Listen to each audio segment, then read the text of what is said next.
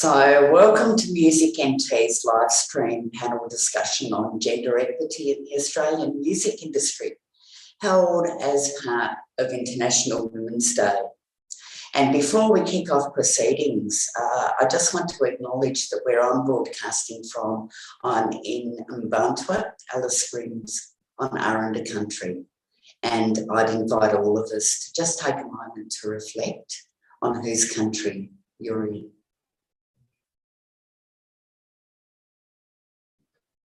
So I'm Liz Archer. I'm the Central Australian Manager of MusicNT and I manage our women's programs. And I'm also a musician and music lover who's been passionate about the place of women in music for many, many years. And I'm moderating today's session with four amazing panellists. And firstly, our format today is, firstly, I'll introduce each speaker and I will invite them to say a few words about their experience of Australian women in music. And then we'll go into a facilitated discussion and we'll finish with some time for questions and answers from you, our audience. So without further ado, I'd like to introduce Dr. Bianca Fargo. And Bianca is a lecturer in criminology at the School of Social and Political Sciences, the University of Melbourne. And she also has an extensive research background, primarily concerned with examining assemblages of space, culture, sexuality, and ageing. Her current research is concerned with justice responses to street harassment, sexual violence at Australian music festivals, and LGBTQIA+ young people and violence. Bianca is the author of Reclaiming the Nighttime Economy, Unwanted Sexual Attention in Licensed Venues, and she's co-editor of #MeToo and the Politics of Social Change. So big welcome, Bianca. We can't wait to hear more about you and your research. But to begin with, on a more personal note, what was the first live gig that you went to and what are your early memories of Australian women in music? Yeah, thanks, Liz. And I should start by acknowledging that I'm zooming in today from the unceded lands of the Wurundjeri people of the Kulin Nations. So the first gig I went to, I was thinking about this just before we came online, and I'm getting old and struggling a little bit with my memory. I'm pretty sure that my first gig was Silverchair at Festival Hall in 1997. Pretty good as far as first gigs go. In terms of my memories thoughts on women in the Australian industry, I'm a child of the 80s and 90s, so the kind of immediate names that came to mind were, people like Tina Arena, Christina New, some of those big kind of powerhouse women, Chrissy Hind. But I have to say, sadly, it probably wasn't until I was in high school that there were actually Australian female musicians that I actually, enjoyed listening to, and particularly people like Adelita from Magic Dirt. I was a huge fan of growing up, but, I think it's probably quite telling that I had a bit of a panic and had to, think really carefully about who were the, women and female musicians that I heard growing up. Yeah. Look, thank you, Bianca, and I think it's a bit of a common story. The next speaker I'd like to introduce is Donna Williams. She's a Waka Waka and second generation Australian woman, currently living and working on Aranda land in Mbantua, Alice Springs. As well as being an emerging contemporary singer-songwriter and a graduate from the University of Tasmania Conservatorium, Donna currently works for First Nations Media Australia on their Indigitube project. And she's previously held roles in APRA AMCOS's NATSAMO office, the National Aboriginal and Torres Strait Islander Music Office, and with MusicNT as a workshop facilitator and project administrator. And I just want to do a big shout out because just a few weeks ago, Donna was announced as a participant in the Australia Council for the Arts Future Leaders program for 2022, which will see you, Donna, collaborate and skill share with various emerging arts leaders from around Australia and overseas. So massive congratulations for that. And it's awesome to have you with us. What was the first live gig that you ever went to, and what are your early memories of Australian women in music? Thanks for the intro. Great to be here, and always a privilege to be here on unceded Arundel land in Mabantua. First concerts that I went to, I think actually were not contemporary music concerts. My first instrument was the viola, and I was fortunate to have a teacher who was in the TSO. So my mum and I would go along to concerts that the TSO would put on. And also my big sister and brother are wind and brass players. So they were always in like Hobart City Band concerts. So that was probably my earliest experience of actually going to experience live music. It's probably going to show a little bit of my age and my generation, but the women that I distinctly remember, I guess the first Australian women that have a place in my memory include Katie Noonan, from when she was with George in particular. My sister and I used to love listening to George. Christine Anu, Ella Hooper from Killing Heidi, and then of course Olivia Newton-John. I used to watch Grease over and over and over and over and over again. So she was definitely an icon of mine in terms of Australian women in music. But yeah, thanks. Yeah, awesome. Thanks, Donna. The third speaker that I'm going to introduce is Emily Collins. Great to have you with us, Emily. She's the Managing Director of our affiliated Australian Music Industry Network organisation, Music New South Wales, and she previously chaired AMEN, that broader national network. And prior to taking this leadership role with Music New South Wales, Emily worked with community radio as a development manager and has had an extensive background in the music and wider arts industry over the years. Of particular relevance to today's discussion and to IWD, Emily is a member of the original working group that formed in response to extensive allegations of gender-based harassment and discrimination across the Australian music industry. And she's currently working with independent consultants on the National Music Industry Review, which is taking submissions on experiences of those working and who have worked across our industry right now.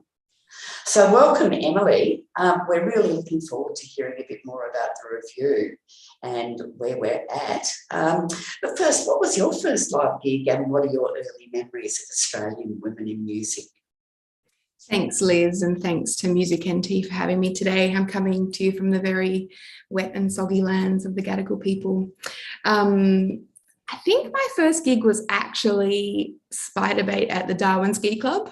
I am a Territorian, born and bred. I was born in Katherine and raised in Borroloola and spent my high school years in Darwin. So yeah, Spiderbait at the Darwin Ski Club. And I think I saw a whole bunch of other really incredible Australian bands there, including Regurgitator and the Super Jesus and, Magic Dirt. So yeah, a lot of those other bands touring at that time when I was in high school, and yeah, really seeing Sarah McLeod and Janet English and Adelita and, a lot of those really amazing, Australian women in music were a big part of my teenage years. You're on mute, Liz, just so you know. Beautiful, thanks, Emily.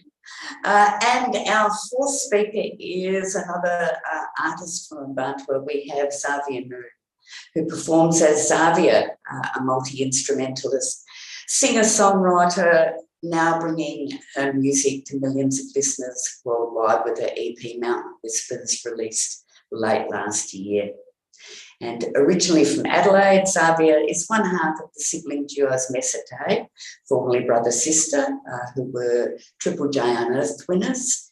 And she's lived and toured in Australia, Nashville and Europe as a session cellist and musician.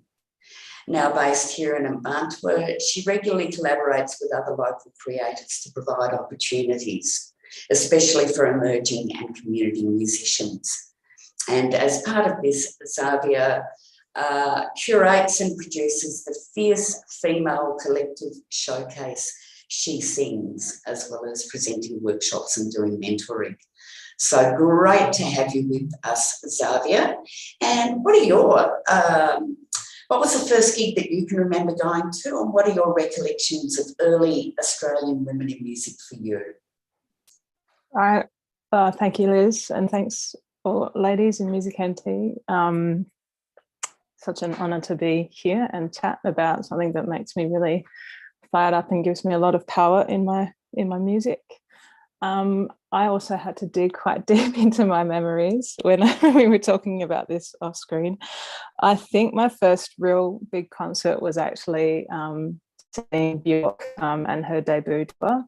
I basically had my brain rewired and my face blown off, and I don't think I've ever been the same since.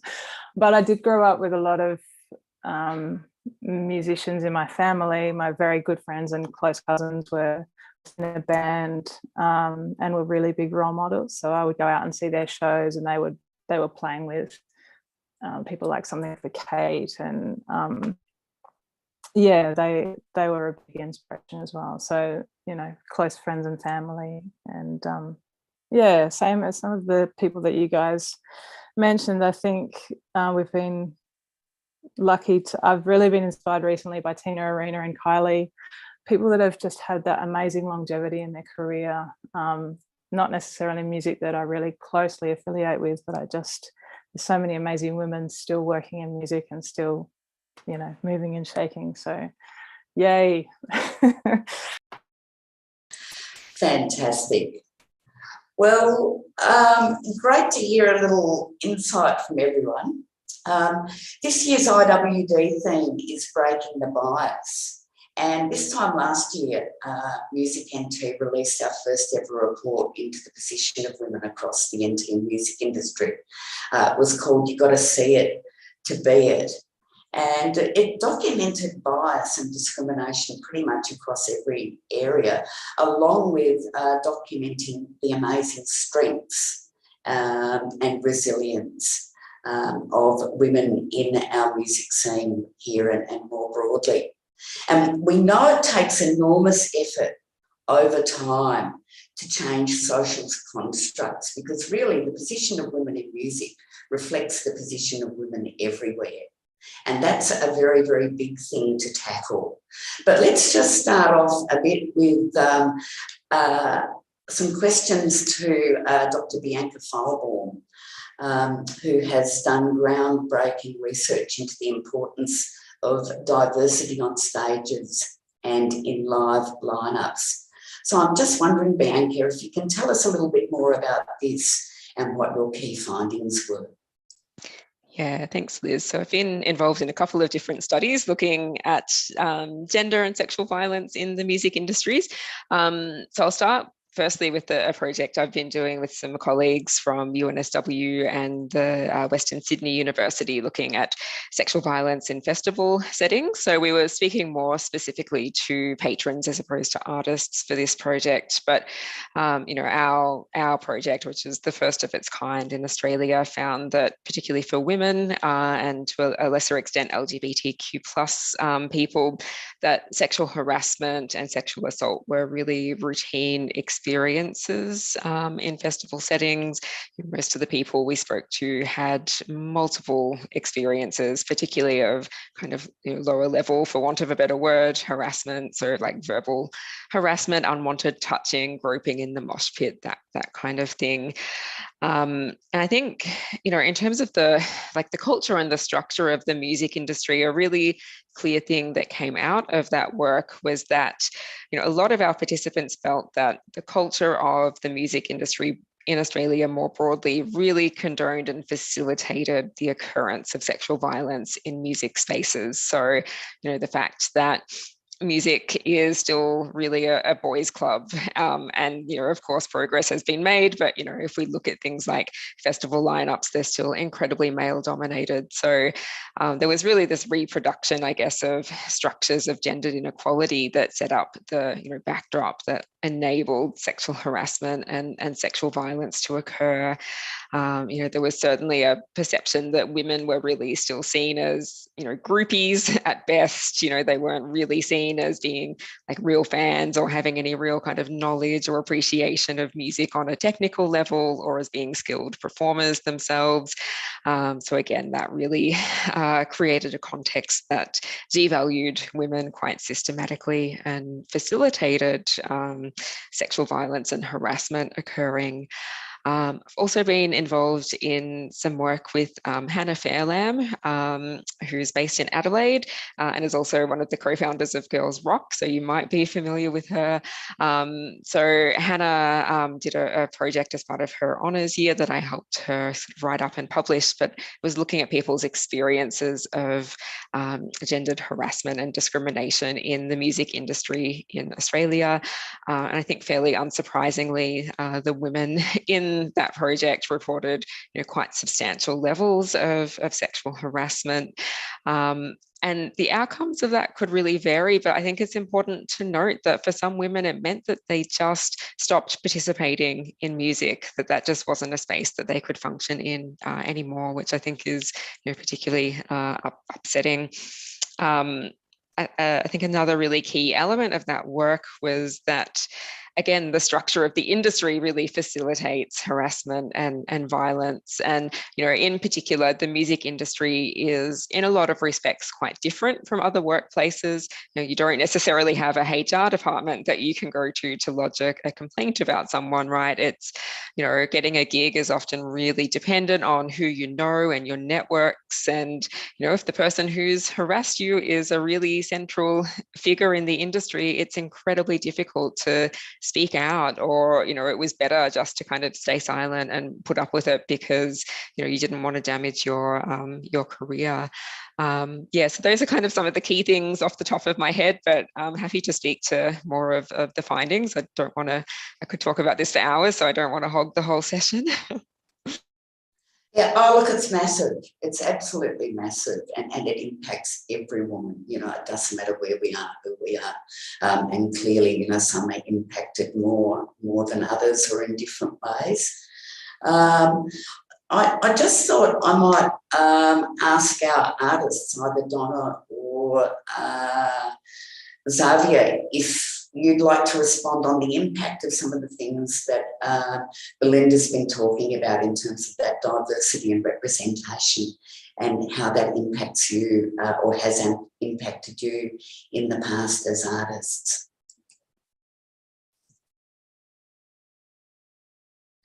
So maybe Donna? Sure.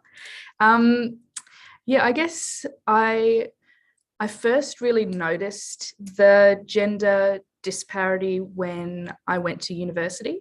I went to an all-girls public high school, and so, it was a strong music department, but obviously all of the students were women. So we had rock bands that were made up of girls, and, drummers that were girls, and bass players. So I don't think I really knew what to expect until I did start studying at uni, and the boys' club was quite obvious, and I guess at that stage as well, you kind of think that maybe, adolescent boys are still learning how to, interact with girls and vice versa. So, I kind of was like, oh, well, maybe it's natural then that, they're all friends, and so they form bands together, and, you don't often see, I guess, the girls in the classes get invited as much to those sort of casual music events.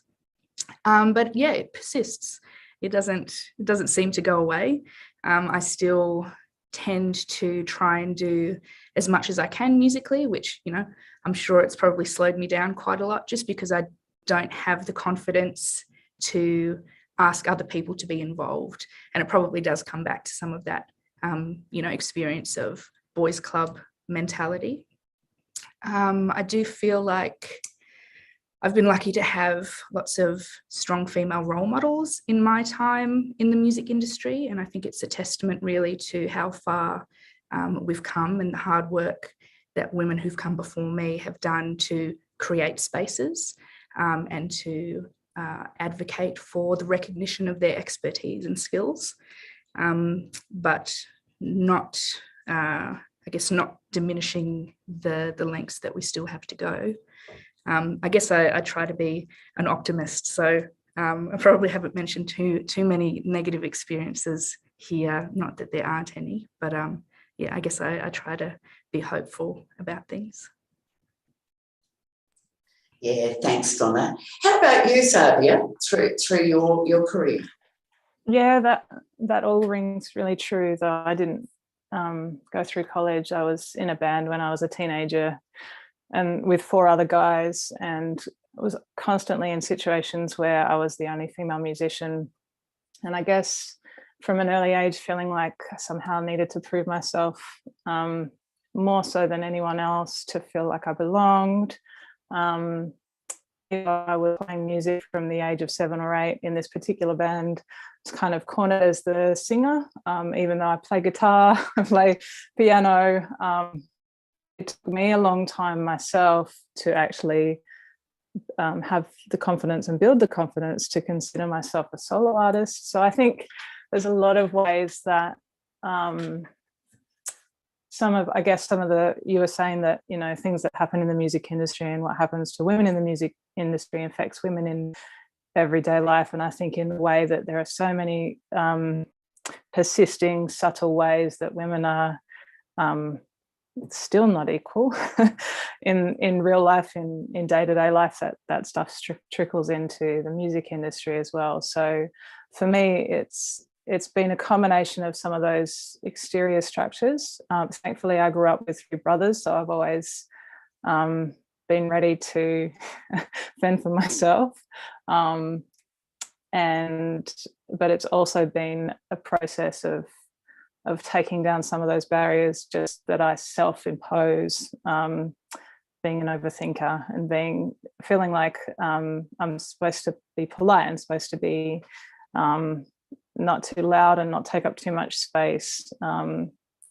So yeah, it happens in so many kind of big and subtle ways. But like Donna, I like to try and be optimistic. And I think also motherhood has been a really big step in that journey for me, and being able to gather other women together and see other women just kicking butt has just been a real booster, you know, for me and my music. So yeah, try and gather the positive energy as much as possible without, like you say, without trying to take any of the wind out of the sail, that there's still so much work to do, despite being in 2022, you know. So yeah. Yeah, fantastic. And look, I think related to this is a big question and some input from Emily Collins from Music New South Wales. So as a member of the current and original working group responsible for the development of the National Music Industry Review, could you tell us a bit more about this, Emily, how it came about, where it's at now, and then I'll invite more comment from each of the panellists. Thanks, Liz.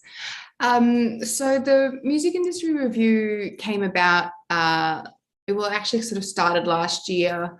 There was an informal meeting of, people, predominantly women in the music industry, who were kind of saying, enough is enough. We've had so many things happen in our industry. What are we actually doing in a proactive sense instead of a reactive sense about addressing these issues, and how do we move forward?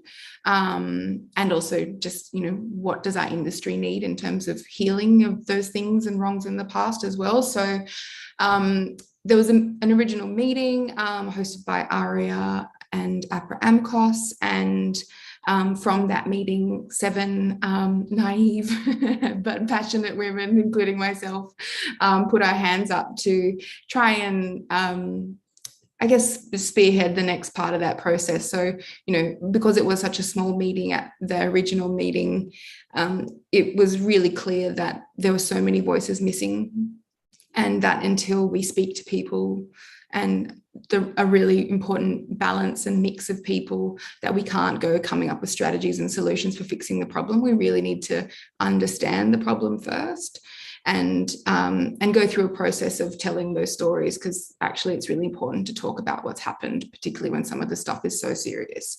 So from that original meeting, it was kind of, it was decided that the working group would go about putting together a tender process to engage a national consultant to go through that process of speaking to the music industry, and music industry professionals. So it's very internal facing. It's not about fans and music fans or audiences. It's really about music industry professionals, so artists, everyone who works in labels, and the whole gamut of the industry professionals. And so putting together a consultation process to hear their stories and work out, hear their stories, understand the problem, and then work out some targeted and hopefully strategic and effective recommendations for what next.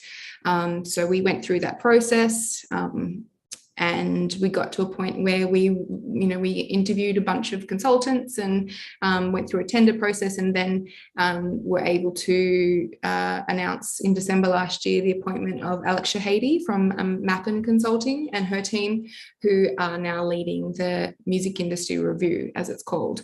So it's a review into sexual harm, sexual harassment, and systemic discrimination in the music industry. And it's really looking at the culture behind the music industry and what allows some of these behaviours to happen, and what is it particular about the music industry that what are the sort of, I guess, critical touch points on where these things happen, and what can we do both as individuals, as organisations, and as a holistic industry to help address some of these issues, whilst also understanding that this is a societal issue as well, but there are things that specific to the music industry that we can address. So that consultation process opened for participation, I think it was on the 10th of February, so a couple of weeks ago. They're doing call outs for people to get in touch and book an interview, which is, you can do a confidential one-on-one interview. You can book a focus group, which is just talking with a bunch of people, whether, around a specific area or priority group that you might fit into. And there's also written confidential submissions that you can send to their address, which will all form part of the qualitative data that will feed into their report. They're also doing a national survey, which will be coming out soon, and that's to look at the quantitative, to really sort of get some numbers and look at, this issue from a more quantitative perspective. So that's all underway. It's been a massive piece of work. It is funded by music industry as well, which is what we felt was really important at the start, is actually we need to invest in our own problems and development as well. And so the music industry is put up, and from live and recorded, from small, artists and people who run businesses, everyone's made funding contributions to the project, which we have been absolutely, so impressed and astounded by the support that we've had in this project. So it's all underway. We're looking to, the consultation process will wrap up in a couple of months, and then like around June, and then we'll get the report out a couple of months later. So it's all happening. It's been a wild ride in terms of a project. I've never worked on anything like this before, so yeah, it's been a lot of learnings, but I feel like it's a really good opportunity for the music industry to start that process of addressing some of the issues we have.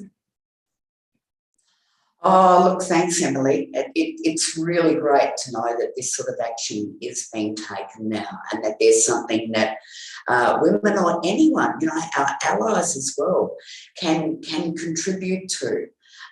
Because so much of this stuff that both Bianca's talked about and you've talked about and we've heard from our artists, just goes underground, and it has been for so many years.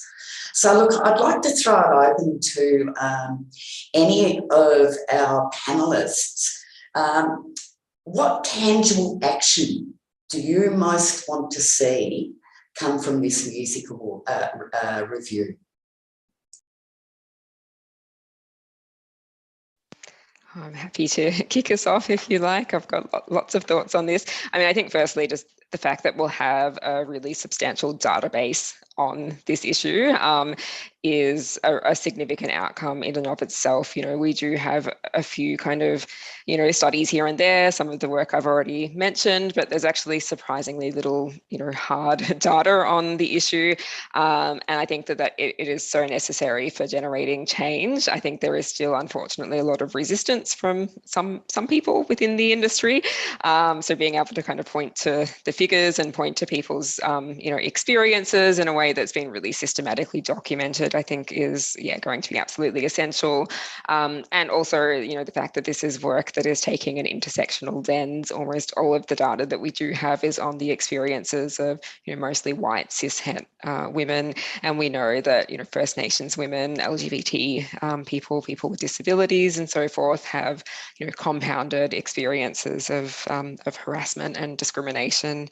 In terms of tangible outcomes, I mean, personally, I would love to see some kind of national body that has enforcement powers, again, particularly against people who have perpetrated sexual harm. I don't know how that would practically work or work from a legal perspective, but I think it would be fantastic to have, you know, a place where you can go as an artist or someone working in the industry to lodge complaints about particular people, you know, perhaps to have some form of restorative processes in place for perpetrators to, you know, make amends for their behaviour and be held to account for their behaviour would be fantastic. You know, I would love to see some significant pledges or commitments from industry in terms of what steps they are going to take to address this issue. You know, so to see some tangible targets in terms of how are you going to address things like, you know, gender and race on lineups to ensure that there's actually representation. You know, what processes are you putting in place in your organisation if you have one? You know, how are you training staff? You know, putting some targets in place to make sure all of your staff are trained around things like sexual harassment and bystander intervention. You know, those are some of the really immediate things that jump to mind. Yeah, thank you. Anyone else want to chip in with other tangible actions that can arise from the music review? Thing I'd like to see generally, and it may not be as a result of the review, but is just more women in leadership positions within those larger companies. I think, you know, a lot of this behaviour is permitted because some men have the privilege of not seeing it happen, you know, from their experience or whatever it is. So I think, you know, having you know, female identifying leaders doesn't solve every problem, but I think it goes a long way to helping make some of these workplaces safer. And I'd definitely be looking to, like Bianca said, you know, seeing the commitment from companies to have gender equity within their senior management roles, and, you know, the subsequent pay equity as well.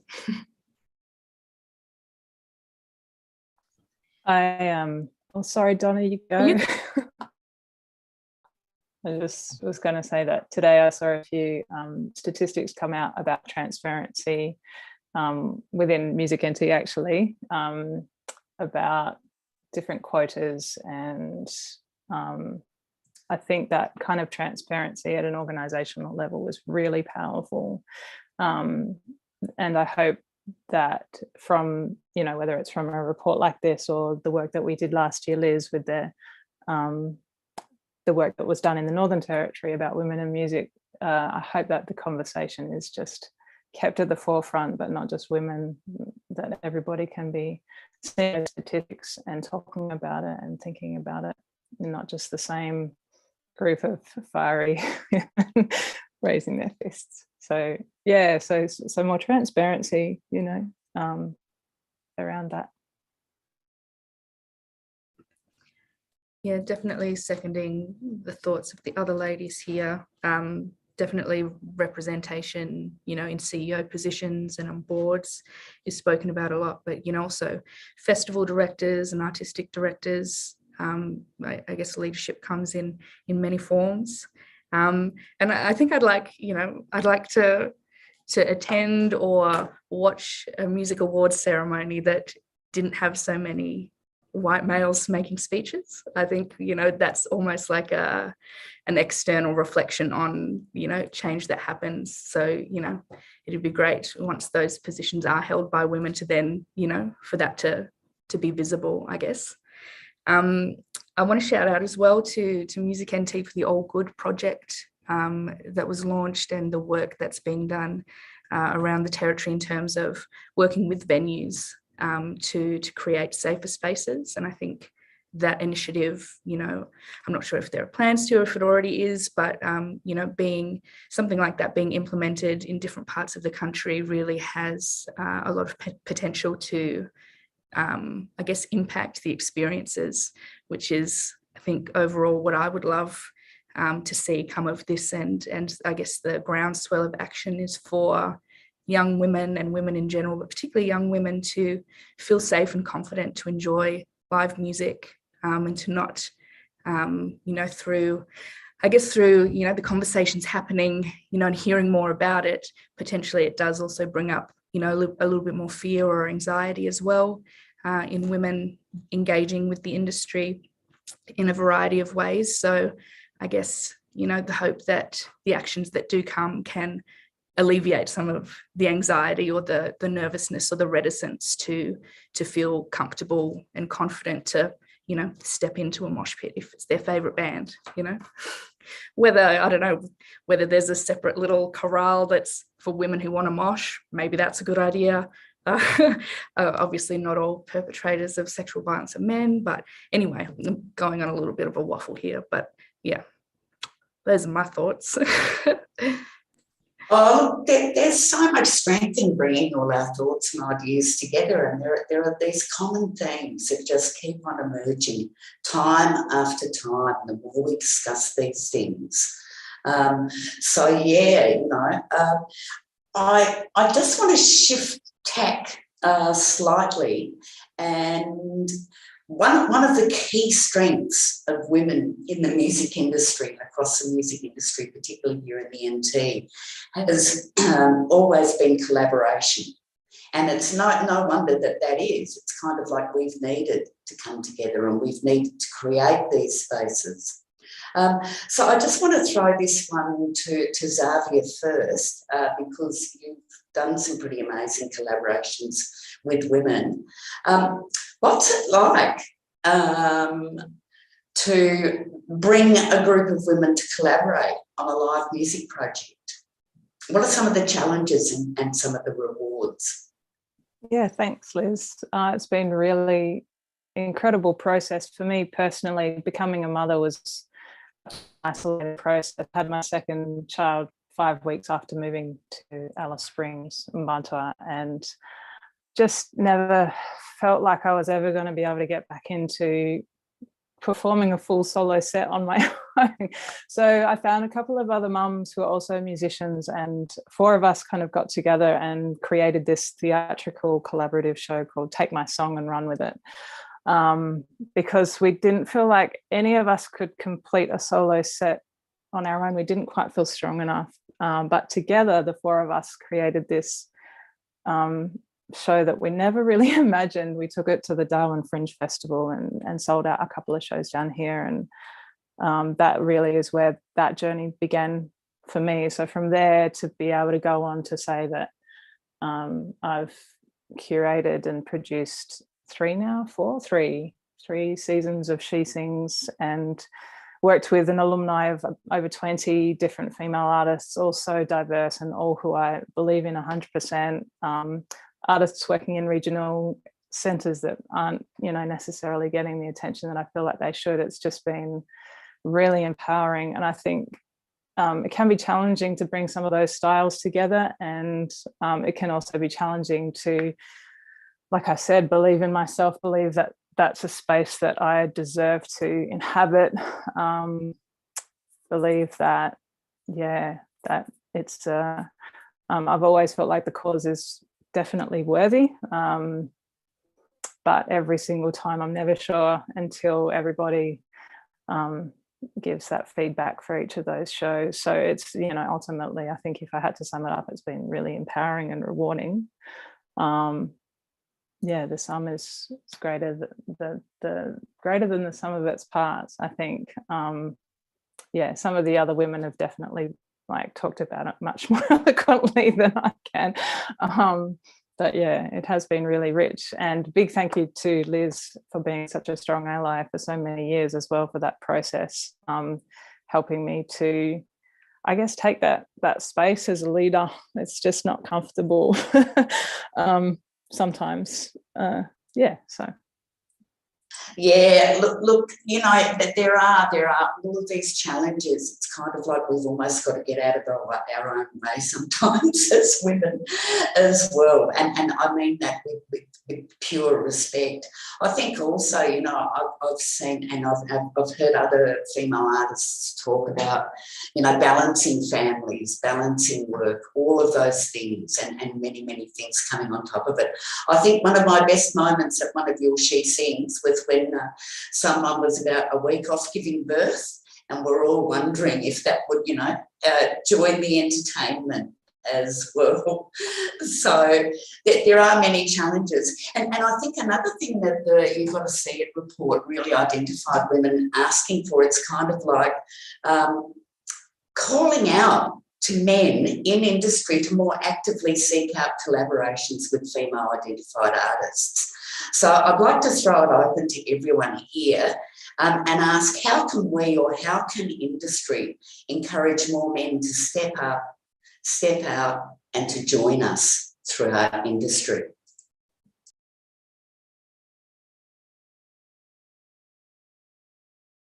Any ideas there, ladies? I mean, one thing, oh, sorry, Em, did you want to go?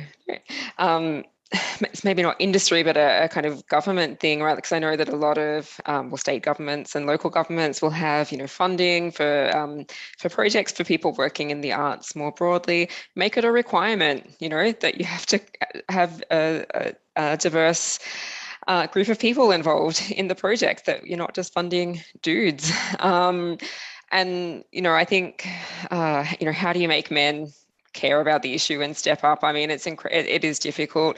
I think often, you know, again, it comes back to that kind of sharing of experiences and people's stories that I think can be really, really powerful. And again, I hope that's something that comes out of the review that's underway, that we have that body of knowledge there that will, you know, really clearly demonstrate that this is an issue that you need to take action on. You know, again, workplaces requiring men to undertake training on allyship and bystander intervention would be a fantastic starting point. I think there is a danger is maybe not quite the right word, but a potential problem in encouraging men to step up is that we often then end up making it about men, and they get a cookie for being, you know, a good guy and, you know, showing some basic humanity. So we need to be careful not to go down that path as well. But yeah, definitely, I think those are kind of some of the initial things I would like to see happen. And for, you know, any men who are watching, you know, I think reflect on your personal responsibility, reflect on experiences you might have had where, you know, you did witness harassment or discrimination, and, you know, how would you handle it differently if it happened in the future? Or, you know, what would you do to call it out now if you were witnessing that? You know, start thinking about the ways that you can show up for women and for gender diverse people in your industry.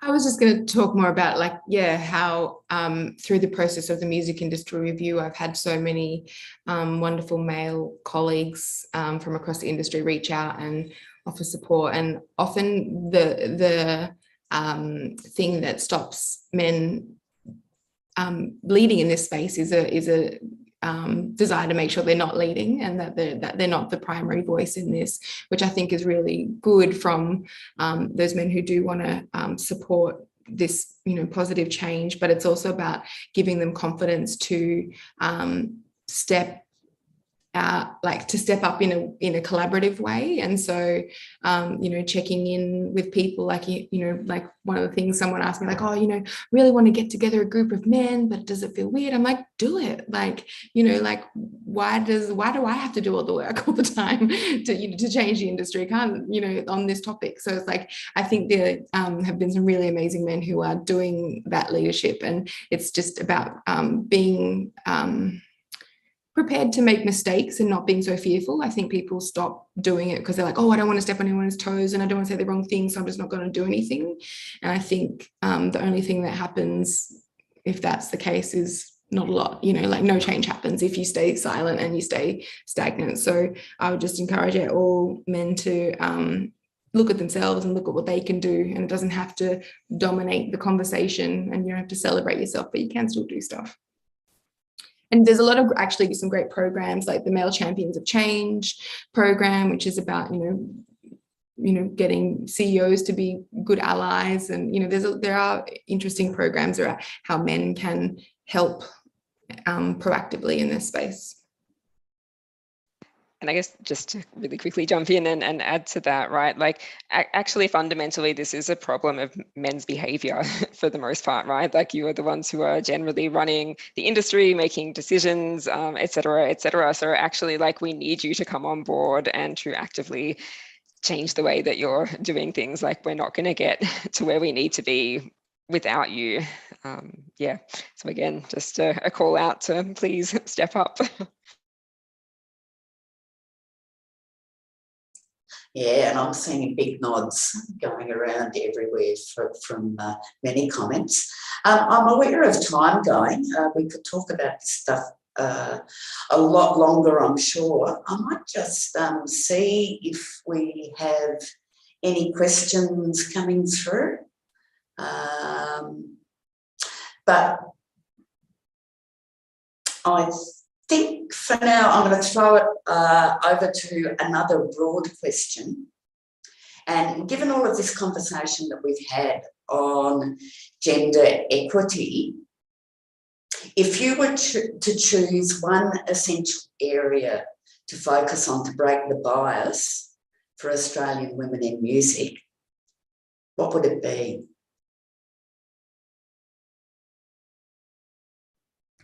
Feel like it's got to be at the top, and then, you know, small scale change can happen. But I think when you've got leadership, whether it's, you know, particularly aware allied males in the position, and that process of, you know, equipping men in power to have more awareness and skills, like was mentioned before, and obviously having more women in those strong leadership positions can only inform a real significant and lasting change, I think.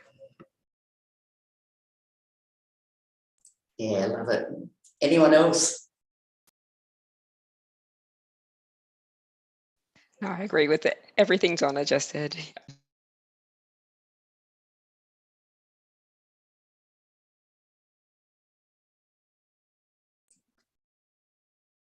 Do we have consensus that Donna has actually just nailed it for our panel in terms of biggest thing we can do and we're demanding change for in terms of breaking the bias and achieving gender equity across our Australian music industry? Yeah.